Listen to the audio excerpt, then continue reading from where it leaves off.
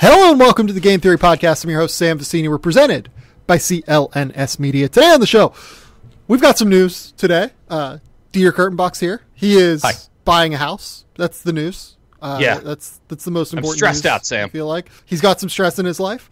The real news, though, is that Anthony Davis has requested a trade officially. Finally, it seemed like for a while, we've talked about this before, that it was not going to end well for Anthony Davis and the New Orleans Pelicans, but Rich Paul has made it official. He has told them, and Anthony Davis has told some of his teammates, that he wants to move on from New Orleans as soon as possible, essentially. He has been out for a little while now with injury. I would imagine he has played his last game in a Pelicans jersey just because there's no real reason to continue this charade. There's really only downside for the Pelicans at this stage. So with that being said, we're going to talk about Anthony Davis and all of the things that go into an Anthony Davis trade. But first, Dieter, how are you doing? I'm stressed out. I'm sad because I literally thought that you brought up the house thing on the sole purpose of you were going to do one of your patented Sam Vicini transitions and say, you know who's not buying a house in New Orleans anytime soon? Anthony Davis. Yeah, exactly. That's pretty good. I felt it in my chest, and then it didn't come, and the letdown was painful. So I'm really, really sorry about that. Now that I think about it, I'm like actually kind of bummed that I didn't. It's okay. It's okay. No one shoots 1,000% from the line. It's true. The sponsors today, Simple Contacts is going to be one sponsor. Might have another sponsor in here as well. We do. It is Mint Mobile. We have Mint Mobile as a sponsor today as well. We'll get to those later on. Dieter, yeah. I woke up this morning around like 7 o'clock. And it was the news had already been out for like an hour and a half or so, something like that. Rich Paul operates on Eastern Standard Time. He does. So I just look at my phone and I have like texts like crazy. I look at my mentions column on Twitter. I've got like 15 mentions already. I was like, Jesus, like I watched Support the Girls and Leave No Trace last night and tweeted about it. Like, is this like some hive of fans of these movies? No, it wasn't. This was a thing that we've seen coming for a while, and now it's coming. And luckily, both of us have positioned ourselves in such a manner to where they need the takes, and they need them now. Yeah, just like immediate takes constantly. What was your just initial reaction when you saw this? I'm a little bit surprised by the timing. Obviously, you mentioned the injury thing and how I don't know. I just thought that this would be slow burned a little bit. I can't figure out why the inevitability came to a head today when they could have done this. I have a theory on that, but I have zero, so let's hear it. So my theory on this is to put pressure on the Lakers and to try and put pressure on the Pelicans. The goal here, I think, is to try and get Anthony Davis to the Lakers. And that stands to reason, right? Rich Paul. Right. Like, I think that is what they inevitably want. They are saying that they're not putting a team on it. They're not saying like, hey, this specific team is where Anthony Davis wants to go. But I think the idea here is that we try and maybe put a small amount of pressure on the Pelicans. Maybe this irrational front office makes a poor decision and just moves him to the Lakers immediately and ends the whole charade. Right. Yes. No, that is the best possible theory for why now. But I mean, like, I don't think it's going to happen. Having said that, I guess I don't know, man. Do you honestly feel like the Pelicans are rational actors in this play? So, yeah, the way that I want to structure this podcast is I want to talk about the Pelicans just in general at the top. Okay. And then I want to talk about the other teams that will be bidding for Anthony Davis. So Boston, the Lakers, the Knicks, I think are realistically, all of this, Brooklyn. I think is Brooklyn could be in the mix as well if they want to be. So there's a couple of fun names in here that we can get into. Right. And including the Bulls, which we'll laugh at for a minute. Why? So Why'd you have to do that, man? Come on. I want to talk about just the Pelicans situation here and what they're doing. So in my opinion, they need to make a call, I would say right now, realistically, on Dell Demps at this stage. Like, 1,000%. That is the number one thing on Mickey Loomis and Gail Benson's radar, right? Also, how involved is Mickey Loomis? The funny thing about all of this would be, how involved would Mickey Loomis be if the Saints, or if that crazy penalty call gets called and the Saints win that game against the Rams? Like, would we be in a situation where things are different because of the Saints being in the Super Bowl right now. Like that's where we're at, and that's how stupid this entire situation is with the Pelicans. But throwing that aside, like how much is ownership going to be involved? This is, Gail Benson. This is arguably her first like huge decision, right? In terms of, and then Mickey Loomis, how involved is he? And then the next thing is you have to make a call on Dell Demps. Do you want Dell Demps to be the person who makes this trade? Well, let's think about this even a bit more existentially almost. Like this move very well could end the Pelicans in New Orleans. There's plenty of timelines where you see this team never gets back to the level that it got to, and that this was the peak. And Anthony Davis leaving, turning down, what would be a supermax and all that stuff, is the precursor for this team moving to Seattle or Vegas or someplace else, because they were they were sucking wind with him, and when they were fun and good. I will say, I think that is, that sounds dramatic. No, I listen, a lot of things I say sound dramatic. That is I actually don't think, I think that is a point that needs consideration. I don't think it's an immediate thing that will happen tomorrow. Maybe it's 10 years down the road, 5 years down the road. I don't even know that. Listen, the Warriors played down in New Orleans in last year's playoffs, and it was an interesting, though to most uncompetitive series. All I heard about the entire time talking to people down in New Orleans was how even with this fun team, even with one of the best players in the NBA, even with, there was positivity to be had from that team. I bought into the positivity. Shit, I was pounding Pelicans harder than anyone in the preseason. Yep. Even with that positivity, no one gave a shit. You could get into the lower bowl at the Smoothie King Center for $20 for a Warriors-Pelicans playoff game. People were flying in from the Bay Area because it was such a great friggin' deal. They're flying into the Central Time Zone. You're putting $300 down on a flight.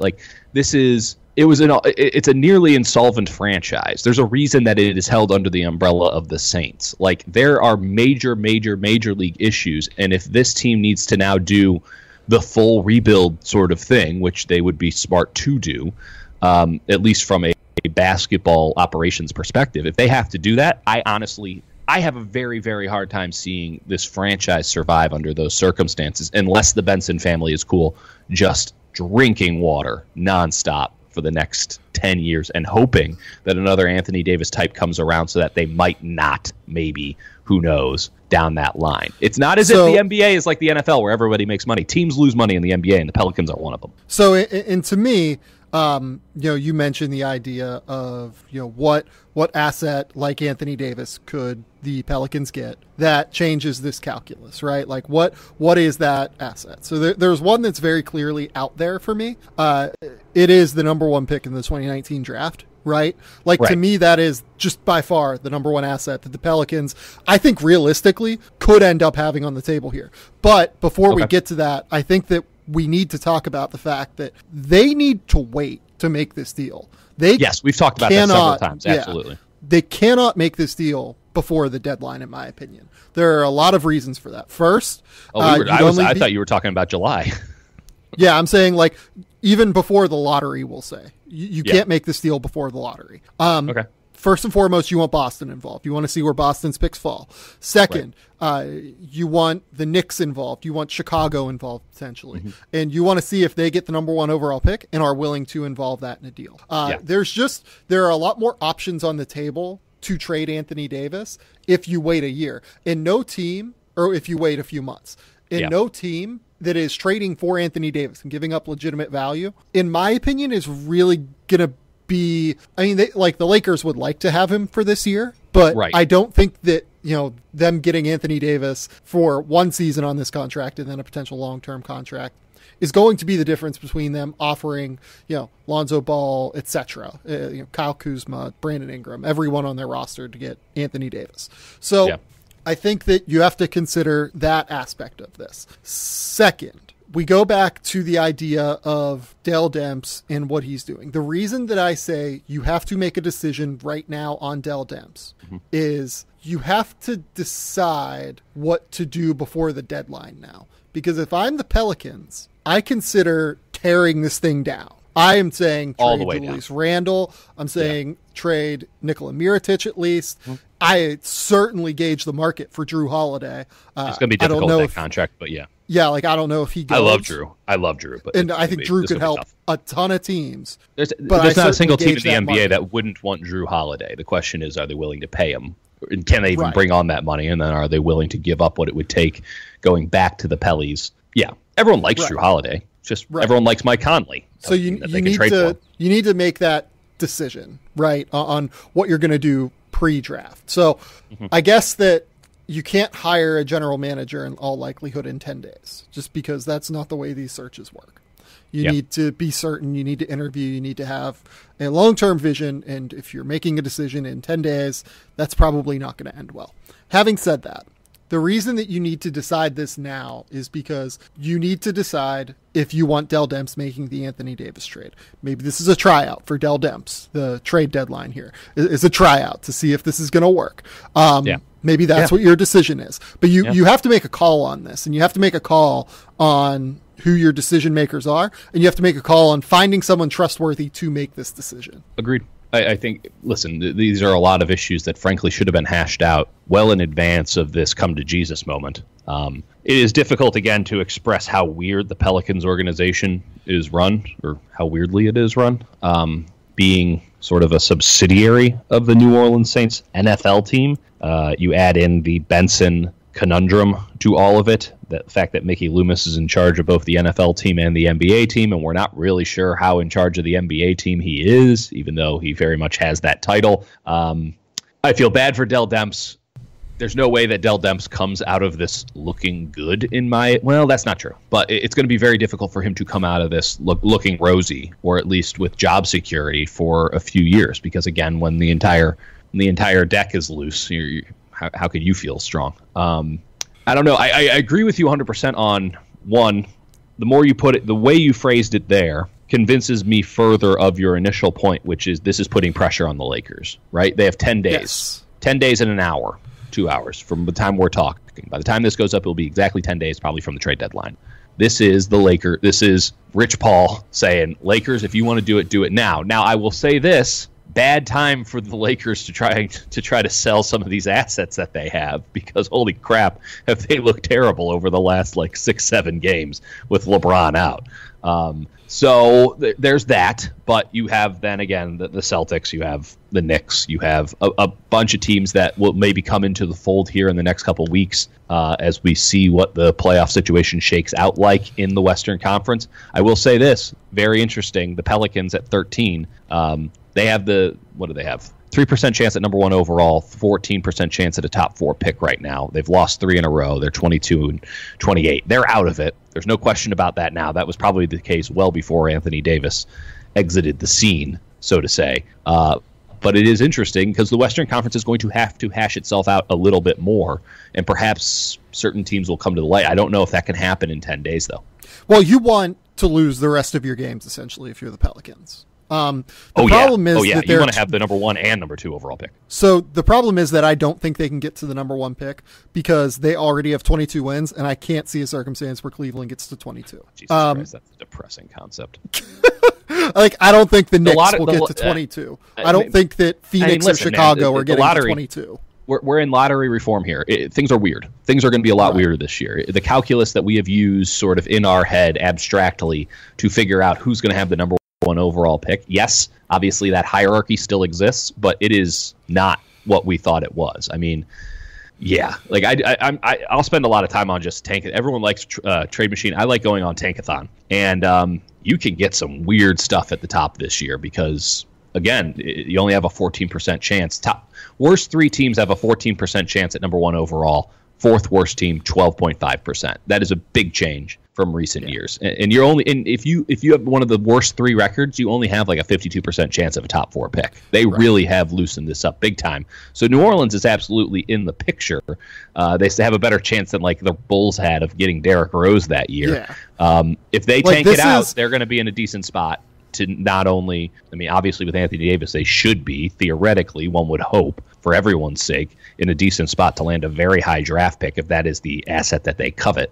and get their own very high draft pick and jumpstart a rebuild that gives them a chance. Because I would say it's more likely than not, in my gut, which is where all the truth lies. In my gut, it's more likely than not that the New Orleans Pelicans do not exist as we know them in 2030. And this gives them a chance of maybe switching that up. Yeah. So I think that the most underrated part of all of this is lottery reform. And I just wrote a blurb on this for The Athletic. It totally throws everything off. It throws every single thing off for everyone. And that's why I think you have to wait until the lottery. You have to know where these picks fall. Because again, and this is something that, maybe I'm a little bit more in tune with than most people, but like there is a significant drop off between number 1 and number 2 in this draft. You want the number 1 pick. Yeah. You kind of want number 2. You might want number 3, and then like number 4, like I would not really want number 4 in this draft. You'd be setting yourself up for failure, I think, because there are just so many guys in that mix where you're going to have to pay number 4 a lot of money now because of the upped rookie scale. And he's probably going to be a project. He's probably a flawed player of some sort. Right. Might not be a star if you try and take some cost certainty. So it's a really, really difficult draft once you get to 4. So I think that if you're doing a draft-based package, you have to have at least the top 3 pick, hopefully number 1. And you have to hope in that case that the Knicks get number 1, Chicago gets number 1, maybe, maybe Phoenix. Could Phoenix like slide in there maybe and get weird? Well, it is that I've been thinking about that, right? Because Phoenix would theoretically they could put together a package on par with whatever New York is throwing at it and stuff. They could. It's just whether or not you think Anthony Davis would re-sign there. Yeah, that's a very. I don't feel good about that, and I don't feel good about Robert Sarver extending that kind of money out. I don't know. I just don't trust that guy. That said, new arena. He blackballed the people of Phoenix to get him a new arena, so he has a new revenue stream coming. Thank God that man is further enriched. So the can do is get to like number 6. Number 6 is a pretty big difference from number 10 and where they are right now.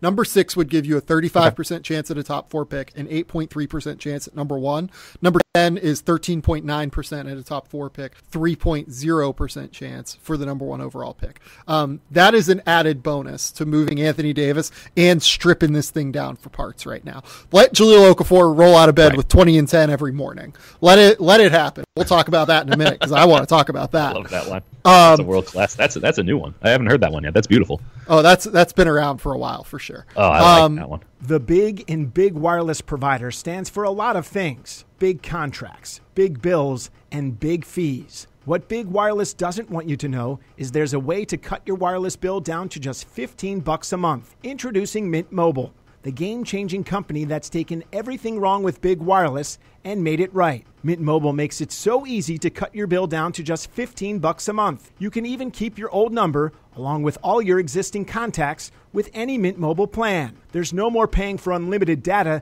that you'll never use.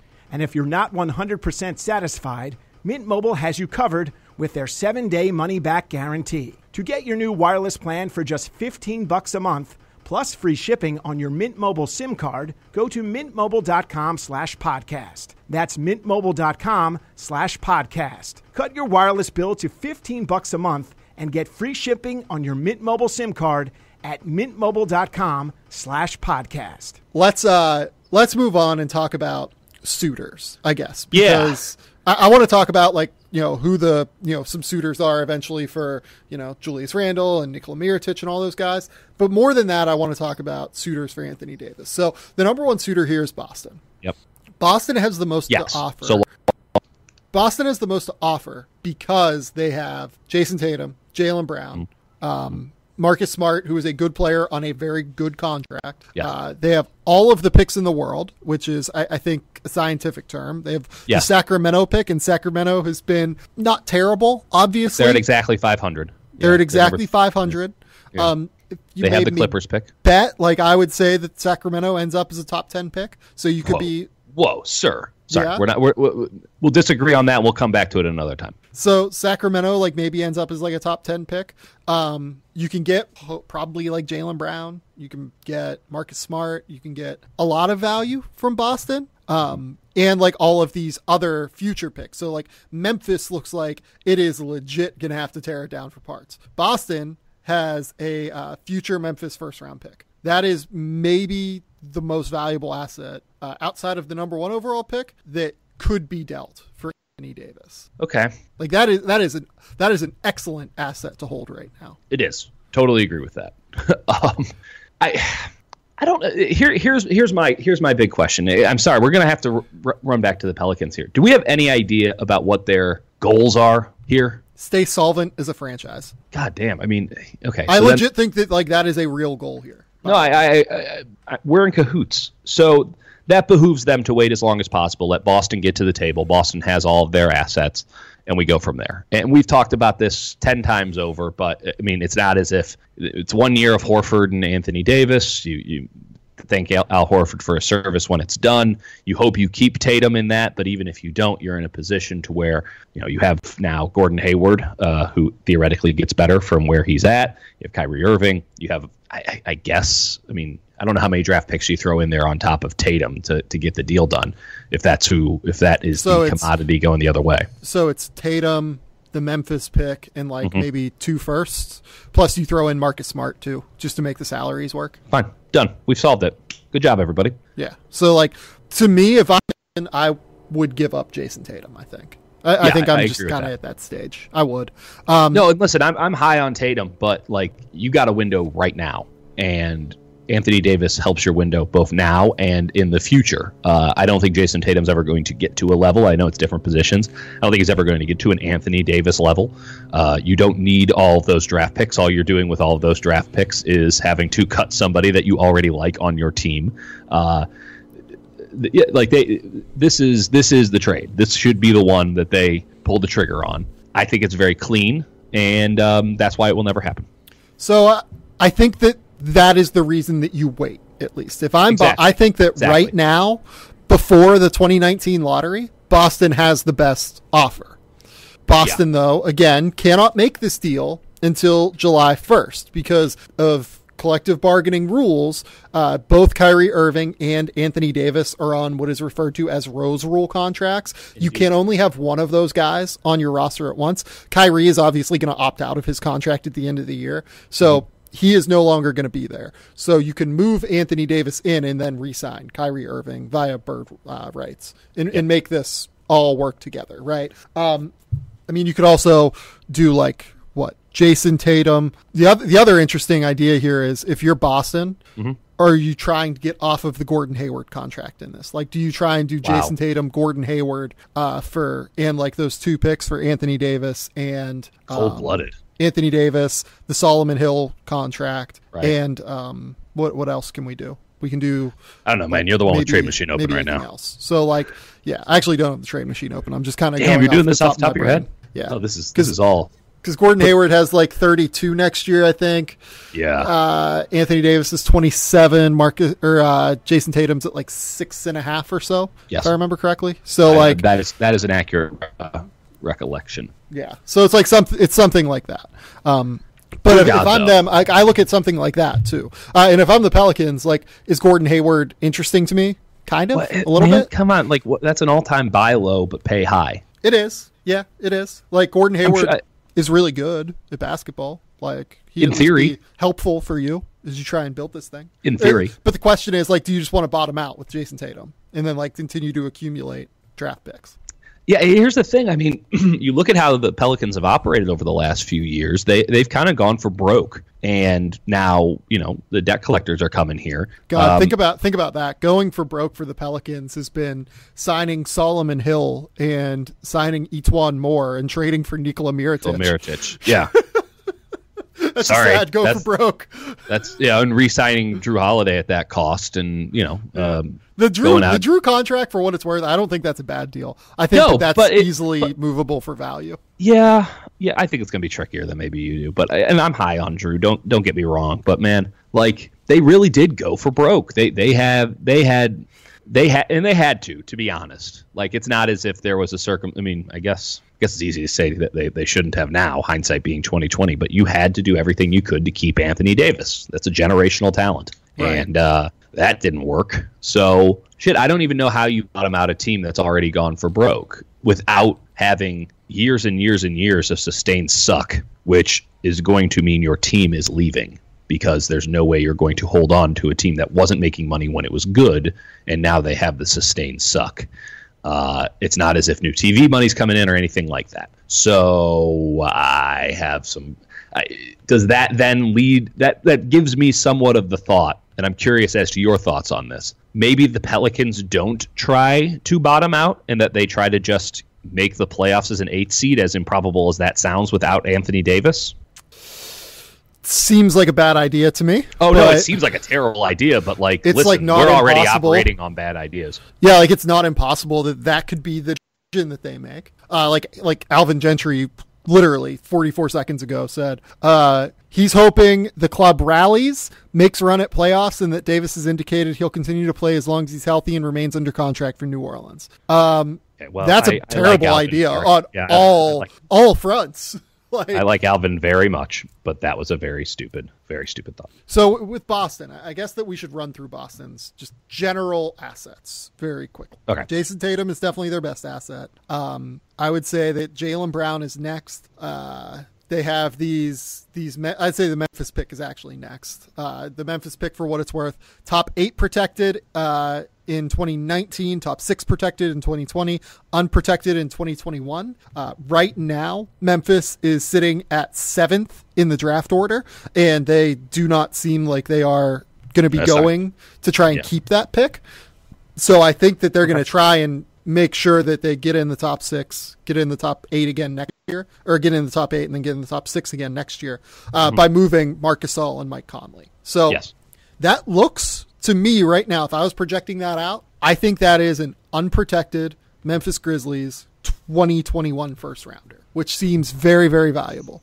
I agree. I would still rather have Jason Tatum than that, but that's a very valuable pick. I would say Jaylen Brown is next on that list. I would say maybe the Kings, maybe Marcus Smart. I'd probably rather have Marcus Smart on that deal than the Kings pick, assuming the Kings pick is like at 10 in this draft. Okay. Fair enough. Yeah. Terry Rozier is an interesting asset. He'd have to be signed and traded. That's really hard to do. This rolled down. People keep suggesting sign and trade. It is so goddamn hard to do. You have to have equal money to sign and trade these days. Like, I guess you can in this scenario, but like, it's not like back when LeBron did it with the Heat and crap. Like, it's just not a thing. Yeah. Then Bob Williams, Shimi Ojale, Daniel Tice isn't under contract after this year. Gershon Yabusele is under contract. If he's anything, he's just salary fodder. And then there's obviously Al Horford and Gordon Hayward in this mix as well. I don't really know where exactly to slot them in here. Yeah, that's Horford has an opt-out after this year. He has a 30.1 player option for next year. I will be interested to see what he does, because I think that there is a case for him to opt out and try and take like a 360 deal to try and like further his potential long-term earnings and guarantee and lock those in, as opposed to taking just 30 for 1 year and then maybe he falls off a little bit because Al Horford has sneakily like been just okay this year. Like he's been very good. He's been probably slightly lower than what the normal Al Horford standard has been. You're saying that he's a dude on decline. Yeah, there's a chance of that, I think. He's still worth $20 million a year, but no question about that. No question about that. We're not beseeching, but I mean, this man is 32 years old and he's played tough basketball. A lot of minutes. So yeah, I think that there is a real chance here that Boston can make the best offer. They have very, very good assets. So I honestly don't even think that that's an argument. I think that Boston absolutely can make the best offer. The question is, are the Pelicans and Boston willing to? Boston, knowing their position of power, knowing how Danny Ainge has worked in the past, where he will be, knowing that, is Boston going to play Boston's panic and give them a deal they have to give up? It's a good question. The reason that I said that I don't think it's not even worth debating it. The reason that I think that they don't have the best offer is this: I think that the best offer is whoever gets the number 1 overall pick. And the reason that you're saying Zion is the best offer. Zion is the best offer for me. And the reason that I say that is kind of multifold. So if you were making me trade right now, Zion Williamson or Jason Tatum, I would rather have Zion, just to be real. Okay. I would. And I think Jason Tatum is that a star power thing or? Where's separation point here? Both on the floor and in terms of like off the floor star power. I would like Right. Jason Tatum might be like slightly better right now, but long term, Yeah. I would rather have Zion. Okay. The star power, it's not even really a question. It's obviously Zion. So yeah, and I think that the star power thing is a real consideration for New Well, Orleans. and this is kind of where my argument comes against, is my counter argument here. Like, if you're the Knicks and you have number one overall and everyone knows it's Zion, like, that's an excitement. It's this, innocent excitement there that it would be really hard to move on from, right? So yes, I Anthony don't Davis think is it a would known. be. You think that Anthony Davis is such a known commodity? Like, Yes. people are lunatic about Zion. Like, So let me I have not felt a pitch you fever this way in years. Hit me. Let me pitch you this. So you're the Knicks. You get number one overall. Yes. So you get Zion Williamson, essentially. You Right. could trade Zion Williamson For Anthony Tim Davis. Hardaway Jr. and Courtney Lee Yeah. as your salary fodder, who you want to get off of anyway, Right. down to New Orleans for Anthony Davis. And then you can sign Kevin Durant. Then you can sign Kevin Durant. Because I don't think Kevin Durant looks at Zion Williamson in the same way he looks at Anthony Davis, right? So that's a huge piece for Facts. you. You get Anthony Davis. And then if you get Kevin Durant, your best lineups are probably Anthony Davis and Kevin Durant, right? Like those two. And this it's the fella four and named the five. Kristaps Porzingis. But I'm saying then your move is that you can no. shop Kristaps. And Kristaps would get you a crazy amount in a deal. He would just absolutely get you an insane amount in a deal, I think. Could he maybe get you Jason Tatum? Well, yeah, I think that there's no question there. Do I? No, I don't. I don't think he would get you Tatum. I mean, I don't think that phone call's ever made for but- territorial rivalry purposes, but like, oh man, No, that'd be he would funny. not get you Tatum. Having said that, though, like you can shop Kristaps around. You can shop Kristaps for, hilariously, you could just make this like a part of the deal. Like you might be able to get Jrue Holiday. You might be able to get Jesus. some sort of really good point guard, right? Kristaps in New Orleans, like, forgive me, I just don't feel like that's going to work. No, neither do I. Having said that, Kristaps in an Alvin Gentry system, not that Alvin Gentry's going to be the coach. Very fun. Alvin Gentry Right. and Luke Walton should form a new coaching tandem, double head coach, pick a new team, and they can actually lead those teams to wins, because they're both running dysfunctional franchises right now, and they deserve better. true. So if you're the Knicks, then it's much more valuable for you to have Anthony Davis, I think, in that Yes. market, in this free agent climate, than it is to have Zion. And Okay. if you're the Pelicans, you might not be excited about taking on Tim Hardaway and Courtney Lee. No, but you want Zion. You need that want buzz. Zion. Like need that. that That's not only a buzz from an on the floor standpoint, because Zion is going to be one of the 10 biggest stories in basketball next season. Like, Yeah, you have there's to have that. He might be one of the 3 biggest stories in basketball next season. Right. I'm telling you, if this you're the is a Pelicans, you buzz want unlike that. anything else. I mean, you thought that the Lonzo Ball nonsense was that Zion's 3 iterations above that. Like, Yes. he's a whole different beast. I don't know if he's going to, I mean, like, listen, I watch him. He's good. There's no question. He's a super freak. But I don't know. But people are going to, he is extremely Instagrammable. So therefore, this he's popular. is so sad. What? Jrue Holiday said Anthony Davis, quote, is like 90% the reason I stayed in New Orleans. Oh, Drew. Oh, no. Let's get Jrue Holiday to the Sixers. We got to get Drew somewhere. We got to Let's get get him Drew to the somewhere. Sixers. Emergency Jrue Holiday needs to be saved, pod. Go. Yeah.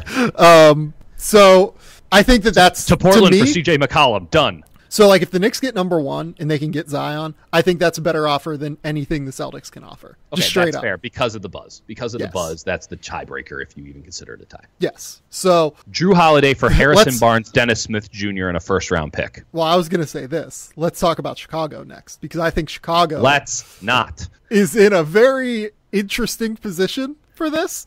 If they get number 1, Please stop making me sad.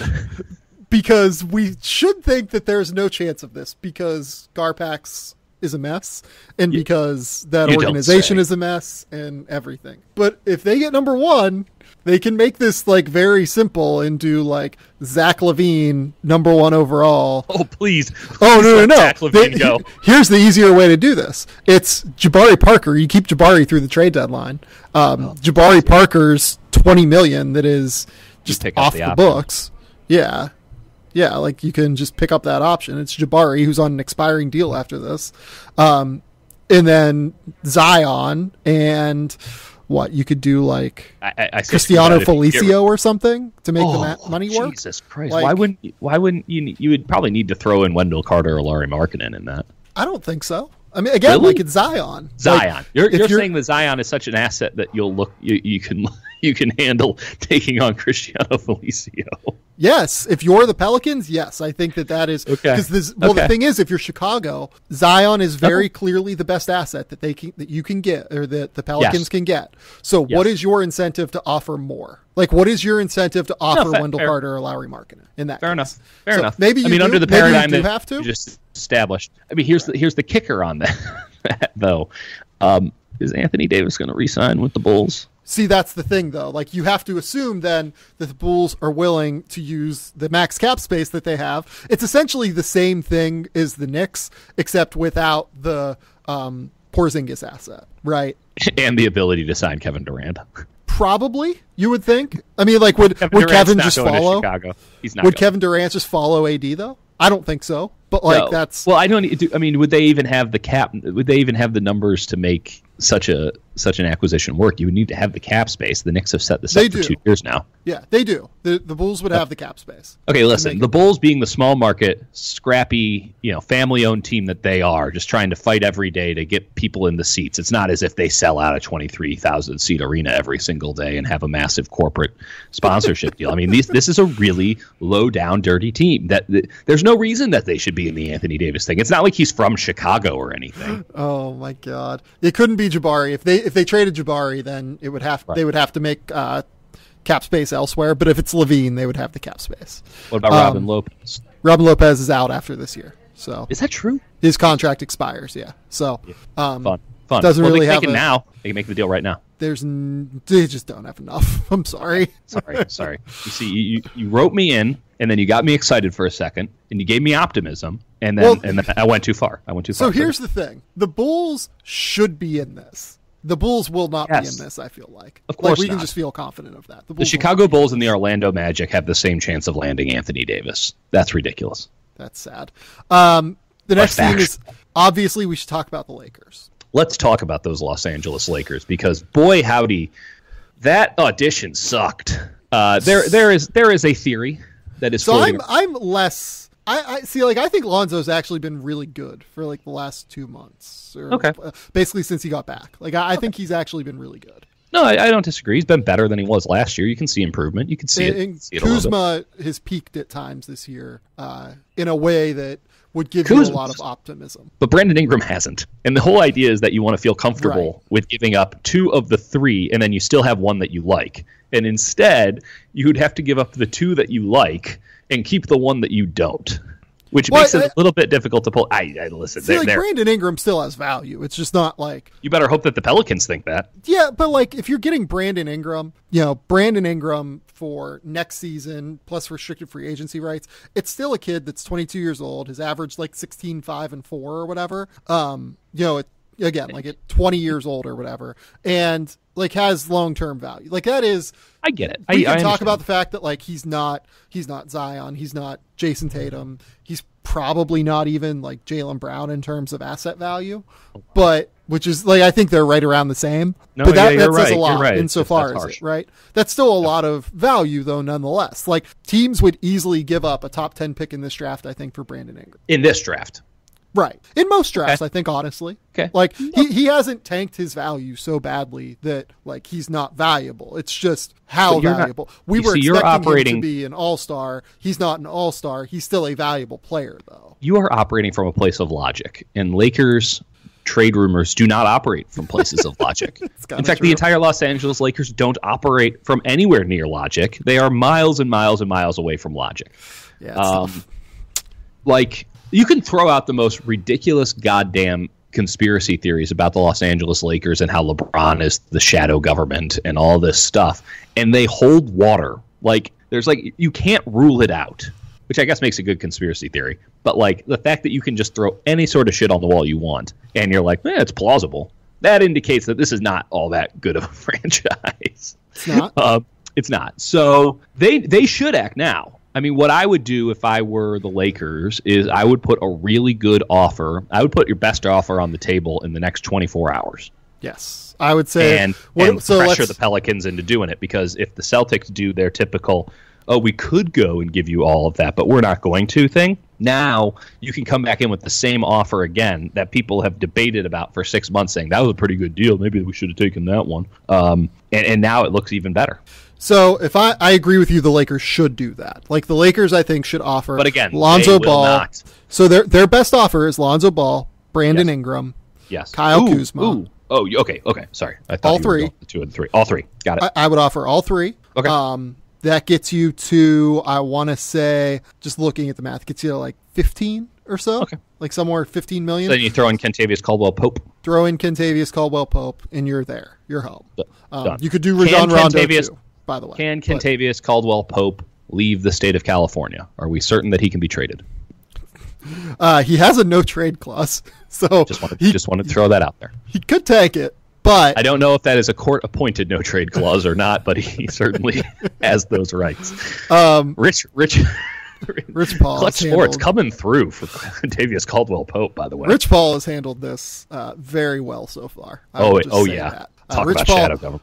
Rich Paul, I was a little bit questionable about Rich Paul after some of the contract negotiations with Eric Bledsoe and Tristan Thompson and there's no room for that anymore. I didn't think was handled super well. This is a master. Well, he's taking care of his best client. Yes. He is in a very good way, and he is doing a lot of side deals that you don't know where it is. This is House of Cards, baby. He does not. You don't know what all this is going to add up to, but it will add up to something big. Yeah. This is done well by Rich Paul so far. Having said that, now the next thing that the Pelicans have to decide is are they willing to do this? Right. I think the Pelicans should say no to this. The reason I think the Pelicans should say no to this is there is no reason for the Lakers to take this offer off the table. They are not going to take this offer off the table. It's still there. It's sitting. There's no expirings or anything like that. You just have to get a little bit of contract filler. That's it. Yes. The contracts do expire. Like KCP's contract expires. I'm saying the only expiring one is the filler. The guts of this deal. The 3 young guns. They're there. They're not going anywhere. In fact, their contracts go up a little bit. So and you can make this work. You can find a way to make this work. So next, I think that's a real offer from the Lakers. I think people laugh that off. No. I'm not laughing it off because it's wow. That I don't even know if we talk about the 2 or the 3, right? Because that's just the paradigm that we've been using for the last, I don't know how long this has been brewing. 2 years. It could be 6 weeks. It could be 2 years. They're all the same time frame nowadays. Right. But again, I mean, the theory that was being thrown out there was that LeBron has stayed off the court so that the young players could showcase themselves better for an Anthony Davis trade. It is not true, but it might be. I don't feel like they've done enough to service themselves to where the Pelicans are like, we got to get these guys. Hot damn, what a deal this is going to be. And that's basically why all 3 being in the same package is now I would have to agree with you. The main way that the Lakers should go. You're either all in or you're not playing. And so the Lakers' route to this deal is a team like Cleveland getting the number 1 overall pick. Mm-hmm. Where they just won't be in the race for Anthony Davis. Right. Unless they want to be. And Boston deciding that they don't want to give up Jason Tatum for Anthony Davis. Which, again, that's some extremely Danny Ainge shit right there. Yeah, that's the route to me. Otherwise, I think it's hard for the Lakers to finish this deal unless, again, New Orleans is an irrational actor, which is not impossible. It's very likely even. But given rational thought, I think that the Lakers are currently in second with the potential to drop down to third in terms of this offer. Here is my next team. Let's do it. It's the good folks over at Simple Contacts. God damn it. Walk right into it. Simple Contacts is the most convenient way to renew your contact lens prescription and reorder your brand of contacts from anywhere in minutes. It's vision care for the 21st century. Need to renew your prescription? Just take the 5-minute Simple Contacts vision test online. It'll be reviewed by a licensed doctor, and you'll receive a renewed prescription and get to reorder your contacts. All you need is your current contacts and internet connection in 10 feet of space. Even if you're totally out of contacts, they've got an option too. Why would you use Simple Contacts? It's convenient, it's fast, it's reliable, offers choice, and it saves you money. I think that's the biggest thing here. The vision test is only $20. The contact lens prices are unbeatable. Standard shipping's free. Best of all, they're offering a promotion to people who listen to the show. Look, You just go to simplecontacts.com/gametheory20. You're going to get $20 off of your first order of contacts at simplecontacts.com/gametheory20. Or you can just go to simplecontacts.com and then get to the contacts you want to order, get to the checkout, enter that code GameTheory20, GameTheory20 at checkout, and you're going to get that $20 off. This is something that I use. I am a big fan of Simple Contacts, personally. Just remember, though, that this is not a replacement for your periodic full eye health exam. You still got to go to the doctor and get those checked out, but it just makes your life a little bit more easier. Good God. It makes your life a little bit more easy if you're trying to Simple Grammar. And use Simple Grammar, or if you're trying to go use Simple Contacts. It just makes your life better if you need to see things. So go to simplecontacts.com/gametheory20 to get those contacts today. In terms of the other thing I want to talk about here with the Lakers real quick, before we move on, is so I think that Brandon Ingram, probably worth the top 10 pick if they want to trade him. Lonzo Ball, I think he's so divisive around the league. So I'm trying to put together like a picks package if the Pelicans wanted a picks package, right? Okay. Which they very well might want to do.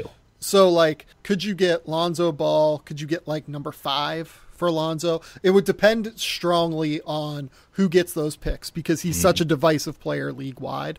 Brandon Ingram, I do think you could still get a top 10, top 15 pick pretty easily for him. Kyle Kuzma, I think you get a top 10 pick. He's just under team control for 2.5 more years. He's been really good. You should feel pretty good about him being a starter long term in a way that you shouldn't necessarily feel great about in this draft with the top 10 pick. Same with Ingram again. So I look at that. I look at those guys and I look at it if they wanted a picks package, they could realistically maybe get 2 top 10 picks and throw Lonzo Ball to the Pelicans. And there's a couple of teams in there that I think that would be viable options for perhaps going and getting one of those Lakers young guys, like Detroit, Washington. I don't really know where Orlando fits in on that. But the bigger problem with it, though, is that then you lose the ability to salary match in a trade. Absolutely. Maybe the Pelicans might not like those guys, but it'd almost have to be a 3-team trade to make it all kind of work. Oh, it's going to get real messy. Yeah, if the Lakers get involved, that is. So the next team I want to talk about... They're involved. By the way, they're involved. Let's not pretend as if they're not going to be involved. Question. All of this has been operating for the Lakers right now. Yeah, there's a real chance that he ends up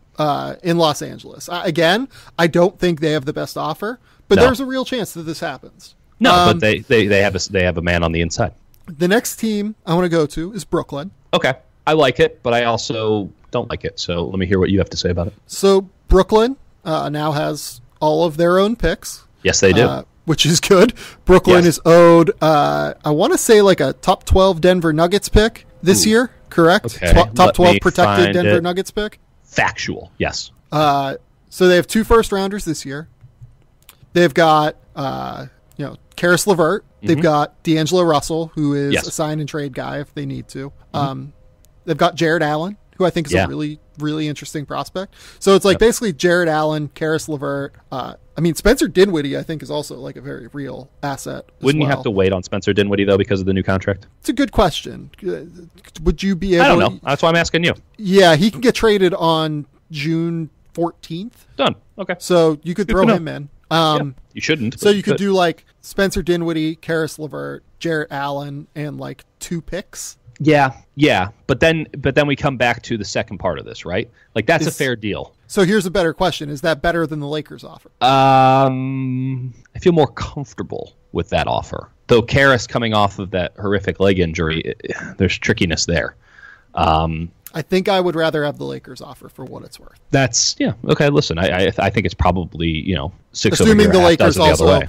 Assuming the Lakers also throw in number 14 in this draft or whatever they end up with, number 17 or whatever pick it is. I would rather have that offer. I would say you're probably right, just because of the upside of those guys, and most of the assets being thrown into this theoretical Nets offer are fairly defined.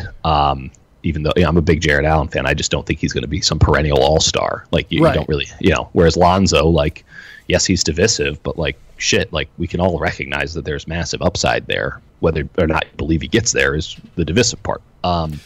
Spencer's great. I love Spencer. Yes, Spencer doesn't sell tickets. Sorry. Right. Right. I think that this would be an awesome deal for the Nets, but we're not dealing with a franchise in New Orleans that's stable. We are not dealing with a Nets team that is necessarily going to feel aggressive in this manner. I think that they like the sustainability of it. I think that they have a coach that has already installed a system, that has gone through all of the bullshit that goes through with installing a system when you don't have any draft picks and you are basically having to get bottom of the barrel talent and develop it.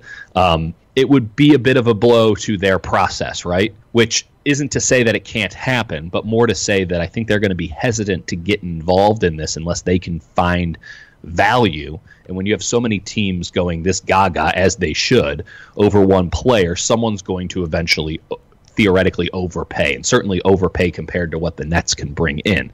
You also then have to take into effect that the Nets don't have a lot of brand right now. They're the hipster basketball team. And I just don't know if you'll have to tell me this. Can the same formula that the Knicks are trying to use, not Zion, not, not Kristaps, all that stuff, but can the Nets go out and get both Anthony Davis think so. Via this trade and Kevin Durant? Because if you can't do that, then you might as well stay the course with what you got, because it's pretty damn good and the Eastern Conference sucks. I think that you could do that, but if I was the Nets, I would assume I don't have the best offer and I would stay the course. I think that's where I'm at too. I want to throw a team at you here, and I mentioned it a little bit earlier. The Mavericks. They just don't have enough unless you include Luka. Dennis has no trade value.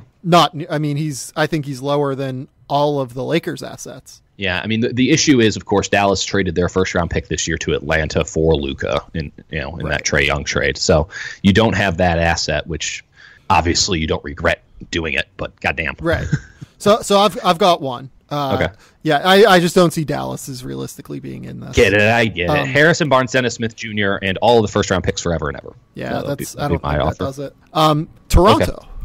Yeah, so the suggested trade there would be Pascal Siakam, Serge Ibaka, OG, and another first round pick, right? Yeah, something like that.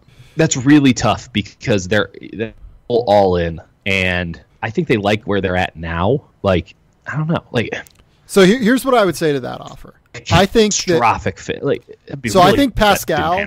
I think Pascal is a better trade piece than all of the Lakers guys right now. I like Pascal Siakam. I like OG Anunoby. We all know what Serge Ibaka is. This doesn't feel like it's on the same wavelength, really, as what the Lakers are offering, because unless you feel like Pascal Siakam is this soon-to-be superstar, it doesn't have any star power in it. Say what you will about Lonzo Ball and Kyle Kuzma. Maybe it's because they play in LA. I don't think that's the case with Lonzo, but there's the potential for them to graduate to something greater than what they are. Same applies for Brandon Ingram. That's why everyone's so disappointed. They thought that he might be further along in his stardom journey than he is now. None of these guys do it. They're nice. They're really good role players on really good teams. Serge Ibaka is going to get bought out wherever he ends up if he gets traded. It's just how it goes. He works with the Raptors. He would work with about 4 or 5 other teams, and I think any other team would be pretty rough watching him. There's a reason he's on the Raptors. We've done this experiment. It was exactly great that's what in I was Orlando. About to say. Yeah, exactly. Unless you buy Siakam as a superstar, as a guy with superstar potential, which I like him, but I don't. This just doesn't do it for me.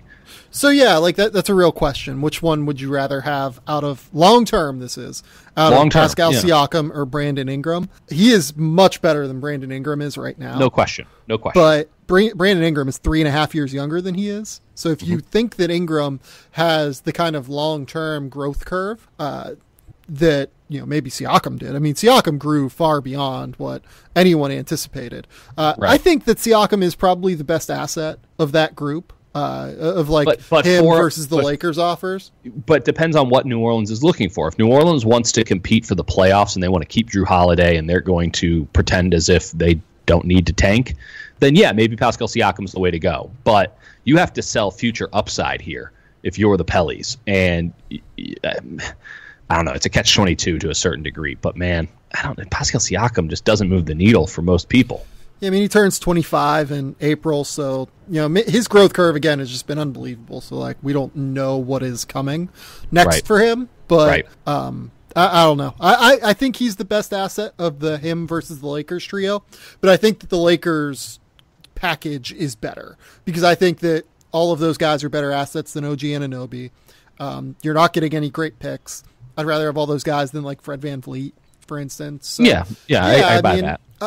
I do think that Siakam has very real value, but I don't think it's quite enough to get to where they can top the Lakers offer. Next, Denver. Denver would have to move Jamal Murray and Gary Harris. I wouldn't do that because I think there's real risk involved in Anthony Davis re-signing there. So Agreed. I wouldn't do that if I was them. We should talk about the Philly of it all. I wouldn't move Ben Simmons for Anthony Davis. And Fultz doesn't have enough value to drive this thing. It just that doesn't work. Just doesn't work. Should we mention Sacramento? We could. If they're so bold as to believe that they can get Anthony Davis to re-sign there, there's another team in the region that maybe we should mention. Yeah, we'll talk about Golden State in a second here, but Marvin Bagley and Buddy Hield. That doesn't. Come on, get the fuck out of here. Is that better than the Lakers offer? Well, I don't think that the Pelicans like Buddy Hield all that much, considering they traded him away in the first place. That's fair. I think they like him, but I think they clearly didn't like him enough. DeMarcus. Yeah, no, I get it. I'm just saying. Yeah. And they didn't have to give up much else other than Buddy to get DeMarcus. That's fair. That's fair. Maybe my interpretation is incorrect. I think there's a case for Buddy Hield and Marvin Bagley being a better offer than the Lakers offer. I don't think there's a case for Anthony Davis re-signing in Sacramento. Good point.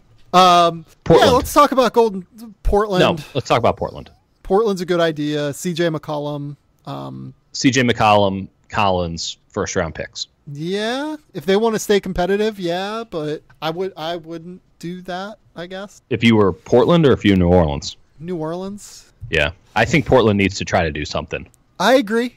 Not that they're not in a fine situation now, but they are going to be stuck in this forever if they don't do something. Is that better than the Lakers off? CJ McCollum, Zach Collins, and a first. Probably not. What CJ McCollum is. You know what CJ McCollum is. I'm not high on Collins, I'm not high on Collins. I get it though. I can see it. It's not outlandish to me. It's not outlandish that the Pelicans could pick that offer though. That'd be fun if they wanted to stay super competitive for whatever reason. Yeah. It would be. Wouldn't it be CJ and Nurkic? Maybe. Nurkic doesn't really do anything for anybody. Nurkic has been really, really. No. I'm not saying that. I'm saying in a trade. Really good. In a trade, no one's like, oh man, we gotta get Nurkic here. Goddamn. I'll be honest. If I was New Orleans, you would rather have Nurkic than Collins. I would. I think he's just a lot better than Zach Collins, and he's on a deal. He's on a deal that is crazy. He's on for what he's doing right now. He's got 3 years, 36.8 left after this. He's a 15, 10, and 3 guy that's shooting 50% from the field and playing pretty solid on defense. That's actually a really valuable deal, I think, right now. Fair enough. Which is funny because I never would have expected that, by the way. But this only operates under the premise that the Pellies are not going to blow it up as you should, but again, should is ridiculous. You want to talk about Golden State? Yes. Utah, I don't think anyone's re-signing in Utah. No one's re-signing in Utah. No one's going to Charlotte. No one's going to Cleveland. No one's going to Phoenix. We talked about a little bit. Clippers, they don't have enough. Pacers, he's not re-signing with the Pacers. He's not going to San Antonio. Minnesota, they're not. Well, let's talk about Minnesota for a second. Andrew Wiggins and all the firsts. No, I don't think that's. Yeah, I don't think so either. Just had to throw better it out offers. There. Yeah, and we probably Washington's should. Not in position. Detroit's not really in a position. Atlanta, he's not going to re-sign with Atlanta. What about we should talk about Phoenix real quick. Phoenix, okay. Josh Jackson, Mikal Bridges, Kelly Oubre. Ooh, I don't think that's enough. And T.J. Warren. You could do all 4 of them. Oh, well, now that you added T.J. Warren to the mix. T.J. Warren's been good this year. I love T.J. Warren. No one's arguing. I stand for T.J. Warren. My point is, you might just have to go. He can't. I don't think that's as good as the Lakers offer. It isn't. It's not. And you can't trade DeAndre Ayton without Nope. assurance that Anthony Davis is re-signing. So I think that's a no. No, there's just it's not happening. It's not happening. By the way, one sneaky interesting thing that I've been thinking about with DeAndre Ayton, like if Phoenix never gets it together. So DeAndre Ayton's qualifying offer when he is after his rookie scale deal is going to be like $16 million. I'm wondering if Phoenix never gets it together, that's a huge qualifying offer to the point that like you could reasonably make a case that he should take the qualifying offer if he like turns into a superstar and gets to free agency faster. That's an interesting concept. I like that. But that's just that's 4 years down the road and not the subject of this. I just wanted to point that out. I like that idea. Down the line, table it. So Miami, I don't think he stays in Miami because I just don't know what their road to competitiveness is. Well, it's getting Anthony at the level Davis and hoping it works out after that. Right, but like you have to move Josh Richardson, you have to move Bam Adebayo. You'd have to move Bam, you'd have to move James Johnson, you'd have to move Justice Winslow. That's not a good enough offer, if we're being honest. Yeah, I don't think so. And so let's talk about the Warriors. Klay Thompson, Draymond Green for Anthony Davis. Well, Klay would be a sign and trade? Yeah. I mean, I think you do that for the Pelicans. Yeah, and I think the Warriors might be interested. I don't think they would do that. Well, listen, they are not keen to do it right now. If it happens in the summer. And if it happens in the summer and they feel compelled, as it comes down to how much Draymond wants, Klay is going to get a max from the Warriors or somebody else. There's no argument about that. You can have fun with the topic, but it's happening. The question is, if Draymond can stay healthy, we're seeing what Draymond can do healthy right now, though he is sitting out tonight's game for rest purposes. He is the engine of that team. He does what Steph Curry does on offense, he does on the defensive end, and you still need to play really good defense to win championships in the NBA, despite what many might think. They are not keen to experiment for the sake of experimentation with messing around with the heart and soul of the team in Draymond. Now, we don't know what's going to go down with Kevin, so that's a whole kettle of fish there. I don't think this happens, but I do need to just say there are circumstances that could go down that could spark this. Draymond turned down 3 years, $72 million from the Warriors this past offseason. He wants a full max. I don't think the Warriors want to give him a full max. But the problem with all of this is Klay Thompson would have to accept going to New Orleans. Klay's pretty affable. Like he's not affable enough to give up his ability to go where he wants, though. I don't think. Yeah. So which is essentially what he'd be doing, right? That's fair. Because someone else is going to give him a max contract. Like the Clippers would be willing to give him a max contract, I think. Lakers would. The Lakers will. Yeah. Like there are too many teams out there that are willing to max him. Like Brooklyn would definitely max him. Oh yeah. Yeah. So this is so then what you're saying is this is something that would have to happen in the next 10 days. Yes, which won't happen, or it would have to be like happen. Dre and like two other pieces, and the Pelicans would have to accept just Draymond. Yeah, that's not happening either. Because the entire argument is that the Warriors are not 100% in on Draymond. Right. And like I think that the bigger issue is like if I'm the Pelicans, I don't accept just Draymond. Right. Well, they don't really have anything else to trade him. Draymond and Sean Livingston and Jacob Evans and Damian Jones and stuff. Yeah, there's nothing else there. There's nothing else there. So yeah, like that's the cupboard for them. So I would not just keep your ears to the ground for the next 10 days. Just saying. Don't think that. I really don't think the Warriors do that. No, I really don't either. But I'm not telling you. You know how I deal only in absolutes, and I'm saying there's not a 0% chance that this happens. Fair point. I think that's it. The last thing I want to talk about is just like the potential Pelicans teardown. Jesus, so sad. So like if I'm the Pelicans, I'm looking to move Nikola Mirotic and Julius Randle for sure. Yes. And I think those are. Do you get out ahead of that deals? This is the thing. Do you get out ahead and start trading those dudes now? Yes. Knowing that Davis. Okay, so even if Davis, you wait until July because you'd be smart. You would be. Well, both those guys are free agents this offseason, so I would. Yeah, move so you have no choice but to. Thank you. Yeah. Wow. Yeah. I would move. Why don't you lead the way from here on out? So like Mirotic, like looking at teams that could realistically be interested in Mirotic. Would Brooklyn just want to make a playoff push this year? Because he's an interesting fit in Brooklyn, I think. I just don't know what Mirotic's value is. Like, how much do you have to give up to get Nikola Mirotic? So, like, if you're Brooklyn, would you be willing to do, like, the DeMarre Carroll contract and this, like... one of those draft picks. The Nuggets first that is supposed to be... That probably ends up, like, 25 or later. Right. Yeah, I don't think that the Nets think too hard about that. I think the Nets probably think about that pretty hard, yeah. You know, if you're... I don't think Dallas is probably going to try and make a push here. Not for Mirotic. Yeah. Now for Jrue, we might have a different conversation. For Jrue, I think they really would consider that. But let's talk about Nikola Mirotic for a minute here. Charlotte, I don't think that I was thinking Charlotte, but I don't think that's weird. That's a weird. I mean, you're not getting maybe Malik Monk is at the center. That doesn't feel right. Monk would be in. Like, I would do that if I was the Pelicans, but I don't think that Charlotte would do that. Yeah. San Antonio. Yeah, I was thinking about that. What's the value? I'm currently being called by myself. That's a good sign. Hold on, I literally got to take this. This is weird. So Dieter is being called by himself Hello? right now. This is a thing that's happening. He's being called. I don't think this is me. No, I don't think this is you. I'm very confused right now. That was super weird. So it's a big picture of my own face that pops up on my phone. It says Dieter Kurtenbach work is calling me. So it's my work phone number, which is on my contacts card. And then, of course, it is selling me something not a good in sign. Spanish. Yeah, not no, a good sign. Feeling great. Feeling real good.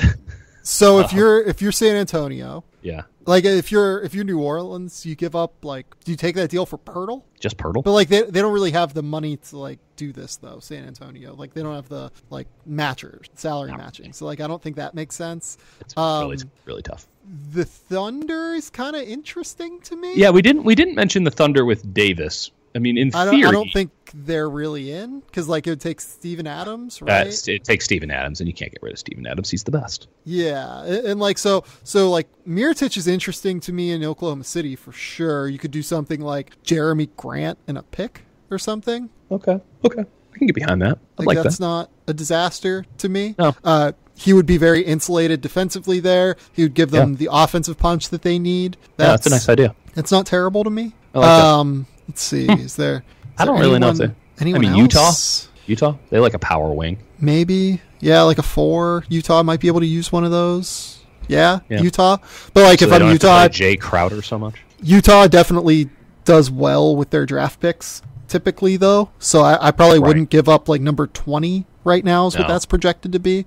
So don't really know who would be the I mean, I guess maybe you can trade Jay Crowder now. Well, like maybe it's like Dante Exum. Like, is Dante Exum that out? Oh, that's an interesting thought. Yeah, maybe that's it. Just a buy low thing. Let's see what you got. You know. But I wouldn't think that Utah does that. Yeah, maybe. I don't know. Utah's weird. So yeah, like it's especially in the playoffs when they just let Mitchell run point the entire time. Like, you know, you already have 2 point guards. So yeah, like there are offers out there from Mirotic. You know. A lot of the same suitors that we just talked about would probably be interested in Julius Randle too. Yeah, kind of the same thing, different kind of smoke. Right. The thing with Randle though is that I'm a lot more interested in getting Randle's non-bird rights than I am getting Mirotic's full bird rights. Yeah, you're not giving Mirotic that big contract again. I mean, right, nice guy and all, but he's not signing for another $16 million. So what? Like with Julius Randle, if you're that team, you could go over the cap and sign him for like 10 or 10 million, something like that. Like, does he? I think he probably gets a little bit more than that on the market. But if you can, he would like to think so. Yeah, like I don't think it takes you out of his sweepstakes. Yeah. No, I mean, it's especially if you're a good team and he likes it there. Yeah. That's not bad to me. What's a team that piques your interest in that regard? Like Oklahoma City is really interesting to me there because he fits a lot of what they look for in players. So like if you're them, you can get like, well, Jeremy Grant like isn't super valuable. So like it almost have to be a first if you're Oklahoma City. Like they have number 24 right now. I would guess that's probably right around it. Like, do you give up a first to get Julius Randle? No, I mean someone might, but I might. I might if I was Oklahoma City. Oh, wow. Okay. They okay. I'll hear you out on it. So, like, with Julius, you could play him next to Steven Adams, I think, because of the switchability. I mean, like, Julius Randle's averaging, like, 20 points and 9 rebounds, right? It's really good. Yeah. I think you No one's arguing that. It's just, Randle. like, first. I do think you give up a first for Julius Randle. Who's the worst player in the NBA that you would give up a first-round pick for? He's on the radar. He's on the line there. Mirotic is probably on the line. Well, we've already seen that play out. Yeah. Yeah. It's just interesting. Who else? That's an interesting question. It's hard. Yeah, we'll come back to it because I think we're going to be we're deep in silly season now, and certainly there are going to be some names that come up that. And then give up a first-round pick for him. The last guy is Jrue Holiday that we should talk to. Yeah, I think that Jrue Holiday should be on the Dallas Mavericks, and I'll hear any other options. So you want to give up Dennis Smith, Harrison Barnes, and whatever else you need. Like 2-way future firsts? Sure. Maybe 1-way future first if they really like one-way Dennis. future first, and then you can, if you like Jalen Brunson. Yeah, so like you're talking 2021 first. Sounds good to me. I don't know. I think they can probably do better. But you know what? They probably can. I think they can probably do better than that. I also don't think that Dallas is in that much of a position to get fast and loose with it. So here's now I was gonna say like Sacramento, like Buddy Hield. God damn, what is with the Sacramento? Yeah, like, I get it. That's the kind of guy Sacramento should look at, right? Like a guy who is locked in long term. Yeah, no, you're right. And is like you're a really good fit. Like that actually is interesting to me. Well, Detroit should be all about this, but the team that should really be in on this is the Pacers. Yes. Could you do Domantas Sabonis in a first for Jrue Holiday? Oh man, that is $1 million question. And like they have all the salary matching in the world. Like that's easy. Yeah. And like they could, like Domantas Sabonis a first and Darren Collison and Corey Joseph. Damn. Yes, I'm saying yes. I think the Pacers should do that. I don't know if the Pelicans should do that. Sabonis is awesome. Yeah, he is. But he's probably not ever as good as Jrue Holiday is right now. And Agreed. that first is like 20th, 25th overall, somewhere in that range. Yeah. I think that they can probably do better. Like, do you have to put in Aaron Holiday? Like, is no, it man, Sabonis, you can't trade Holidays for Holidays. Sabonis and Aaron Holiday for Jrue Holiday? Oh, that'd be so mean. That'd be funny. Part of the goal is to get combine all the Holidays. The Pacers is an interesting one, though. I really like the idea of them trying to get Jrue Holiday and pairing him with Victor Oladipo. What about the Clip Show? Yeah, it's an interesting one. The Clippers, they have the Gallinari deal, which is quickly becoming an asset, kind of, because he's been good. So like it'd have to be Gallinari and Shea, right? Then. I don't know if that moves the needle for either team. I would probably do that because I think that Jrue Holiday is very attractive when you're trying to pitch two max guys. So like you could essentially say, "Hey, Jrue Holiday." There's already an all-star on this team. Like you already have one all-star, and I guess two. I mean, I don't know what Tobias' situation is, but like, if you're going to Kawhi or you're going to Clay, it's like Jrue Holiday's really good, and everyone in the NBA knows that he's really good. It's not like he's some secret. So better than Gallinari. So they are 8th in the West right now, right? The Clippers. So they're 2 games ahead of the Lakers, who will get LeBron back. They are 4 games ahead of Minnesota and 3 games ahead of Sacramento. So like they could easily end up moving their 2019 pick, but then you'd also have the 2020 pick involved in deals. No, you can't do that. So yeah, would you do Shea for? If you're the Pelicans, would you do Gallinari and Shea for Jrue Holiday? I don't know if the Pelicans would do it. They would have to feel like they can move Gallinari once more, right? It just doesn't do anything. I think so. I don't think he does anything for him in the short term, so you're trying to move him for a first. I think so, yeah.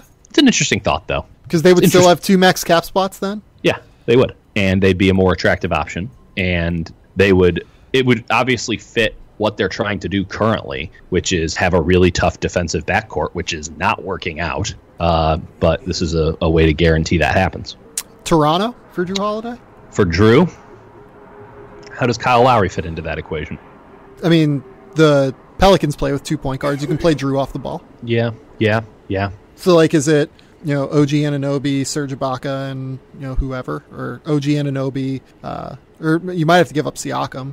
I don't know if I would give up Siakam for Jrue That's Holiday. too much. No, like Siakam, we were just talking about him as the epicenter of a Davis deal. Give me a break. Yeah. Now this is the thing. There are going to be okay suitors who dropped out. Like there are going to be suitors for Anthony Davis that put in a good offer, but it wasn't good enough for Anthony Davis. And I've got a terrible idea. Oh, God damn it! God damn That it. would just be so sad. It'd be so sad. Don't you do this to me? Don't you dare do this to me? Make Blake Griffin the center of the New Orleans rebuild. I know. I was literally thinking the same thing a moment ago. Or like, is it Andre Drummond? Maybe is the better move. Like, could you do Andre? Oh, Drummond you know what? I don't know, man. Which one of those has better trade value? Definitely Blake. Blake's like an All-NBA player this year. I Definitely know. Blake. So like, yeah. But you already know he's somewhat damaged goods, right? Like even if he isn't on the court, like he's already been traded as a superstar. Drummond and a first? Drummond in that top 10 pick for Jrue Holiday? For Jrue? Yeah. Yeah, done deal. That actually might have value for... That has value for the Pelicans, too. That plays a lot. That's actually really interesting to me. Because now you fix the front court conundrum. You're in on Blake. You fix the fact that Reggie Jackson don't have a point guard. Yeah, that they don't have a point guard.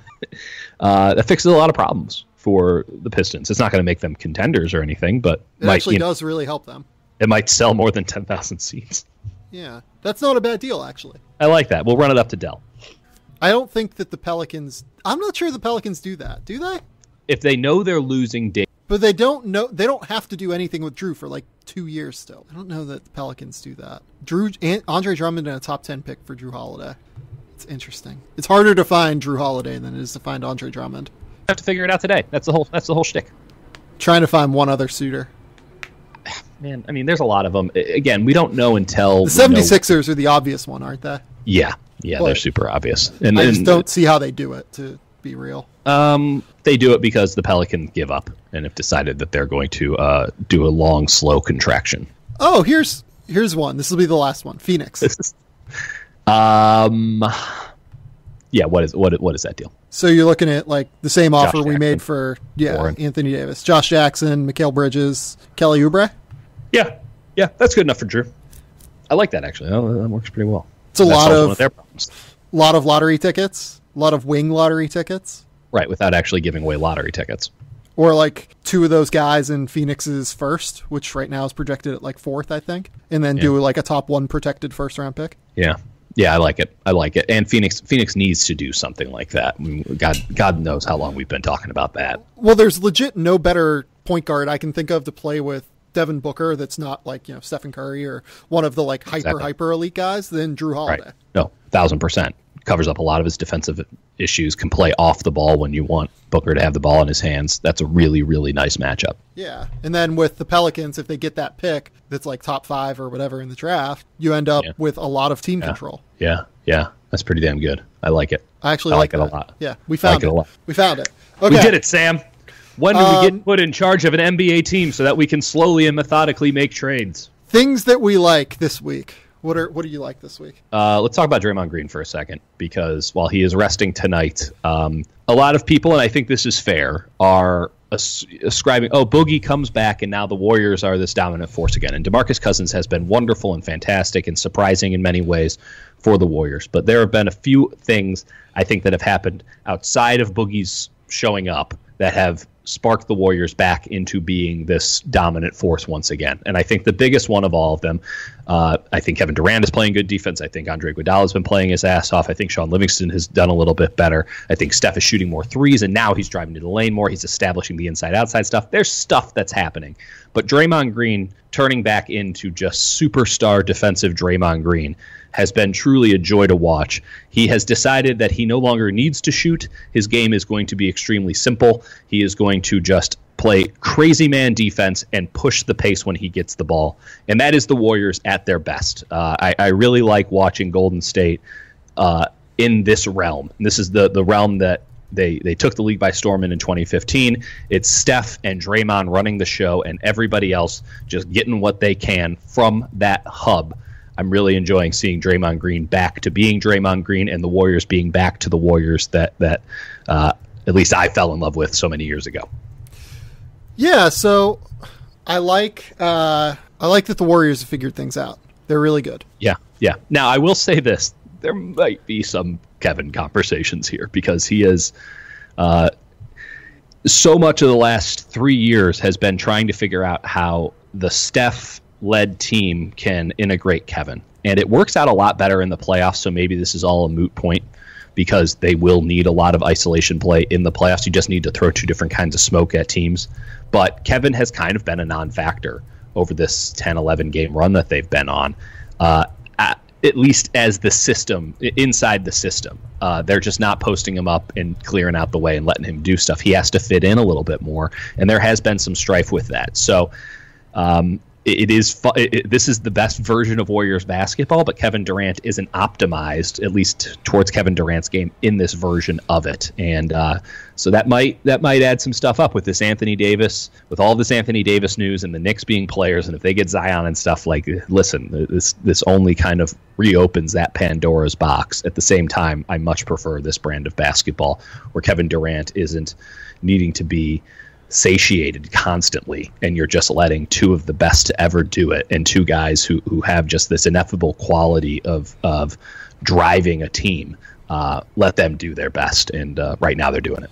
So while Dieter talks about the team that revolutionized small ball, I want to talk about Jahlil Okafor. Yeah. Jahlil Okafor. Sorry. Definitely still like a novelty thing that's happening in New Orleans. Absolutely. And you wonder why Anthony Davis wants out. It's not something that I think is like actually helping them win games. They're 1-3 during this little run. I want to emphasize this enough. Jahlil Okafor, what he's doing right now, probably does not help win teams basketball games. But over the last 4 games, Jahlil Okafor, 19.8 points, 10.8 rebounds, 2.8 blocks while shooting 75% from the field. It's cool that this is good happening. For him. Good for him. Yes, that's where I'm at. That's awesome for him. I have no idea if this, actually I do. I don't think this is really something that is sustainable. It is absolutely not sustainable. That is probably conducive to the Pelicans winning games. I hope we are wrong. I just want to say, I am very happy that Jahlil Okafor is getting a second chance to roll out of bed with 20 and 10. It is fun. It is cool. It's always great to see a guy like this who, essentially failed pretty spectacularly, get a second chance and take advantage of it to the extent that he is capable of. It's just very cool. I think that more than anything, I don't know what's going to happen with this in the future, but it's just cool that this 23-year-old dude is kind of producing right now for New Orleans. Sam, I'm going to take your thing you like, and I'm going to take it to the next level. The real redemption story is happening right now in the G League with one Anthony Bennett. Yeah, I know what's happening there. I've been paying attention to this a little bit because he's playing just right down the road from me. The Agua Caliente Clippers. The excitement here, I think, is a little bit overblown. The water's too hot. You continue though. Tell me about why you're excited about Anthony Bennett. Listen, Anthony Bennett was out. He was done. He was over. It was gone. And now he is back stateside, and he hit a game-winning shot, which is in no way an indication on if he should play or not in the NBA. But it's good to see him. It looked like he was having fun. I have watched a couple of G League games on the side. It seems like he enjoys the game. He was a number 1 overall pick, and he fell from grace faster than any number 1 overall pick I can imagine that's actually played. And he's doing something. I think that if he plays really well down the stretch, he stands a goddamn chance of playing, being the 15th man on a roster next year and maybe doing something. I mean, he was born in 1993. He's not that old. And I think it's just, with Jahlil and Anthony and a lot of other guys, I mean, maybe this is something that we should keep in mind when we discuss Brandon Ingram, even though I just spent about 45 minutes to an hour shitting all over him. Development is never linear, and some guys just don't bloom early. Right? They have all the talent, but it's just going to take a while. There's a lot of extra bullshit that happens in life when you are in the NBA, stuff that we can't even imagine, and we've seen it firsthand, and it would mess us up in a second, and these guys are handling it with poise and grace and all that. It's just fun. I don't even know if they're redemption stories. They're just reminders that it doesn't always go to plan, but that doesn't mean that it's not going to end up in a good place when it's all said and done. I hope it ends up in a good place for Anthony Bennett. I hope we're wrong about Julius Randle, and maybe Brandon Ingram is the guy that we always thought he would be. It just takes him a little bit longer to be there, and we're impatient assholes. Maybe that's the case, maybe not. So with Anthony Bennett, the thing that is weird about his resurgence, right, is so he'd been coming off the bench and performing really, really well, right? Yes. And then they started him basically through the whole month the first half of January, and he was not very good when he started for them. Yeah. Averaged considerably fewer games. In the last 2 games, they brought him off the bench, and he has averaged 18 points and he's made 4 threes in both games. He's actually done really well coming off the bench, shooting a lot of threes. So he's coming off the bench for a G League team, and we probably shouldn't get that excited about it, I guess is where I'm at. Yeah, you're right, but let me have this, okay? Fair point. I am with that.